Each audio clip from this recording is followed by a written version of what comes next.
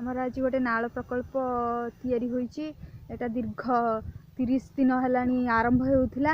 आउ ए पाखरु से पाखु लोक जिबा आसिबा करिबारे बहुत असुविधा होउथिबारु आमर श्रमिक भाई माने एठारे एक पोल निर्माण करछंती। एई से श्रमिक भाई माने एठी ठियाई एते दिन परे सब काम को समापन करछंती। से आमर एठी मैनेजर से सब कथा को बुझुचंती आउ तदारक करछंती। इठारे आउ एते बड़ नदीटारू पानी आज आसीबो आमर एठी कृषि कार्य रे से पानी गुडाक लागिबा पई लागिबो। एथि एठी श्रमिक भाई माने एठी काम करछंती। खुलिया एबे से माने सेई नाळू को पानी गुडी सब छाड़िबे, नदी रू पानी सब छाड़िबे। एटा में खुलियो।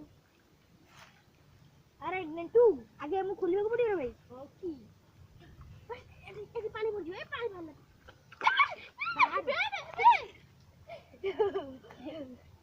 केते कष्ट रे एटा को करा जाइतिला। एबे वर्तमान हमें नदी खोली आरंभ करछु। टिके स्वागत जणाई 1 2 3।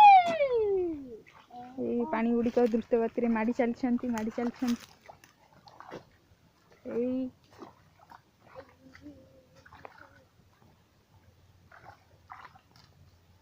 शिरोस्रोता नदी बही जाइछि अनेक दूर जाए, जोठी कि हमर आखि पाउ नाही। एतिकरे आमे हमर श्रमिक भाई मन को धन्यवाद देबा पई चाहूछु। बहुत परिश्रम परे समस्त निज निजर कार्यटी को सुचारू रूप से तुलैछंती। धन्यवाद।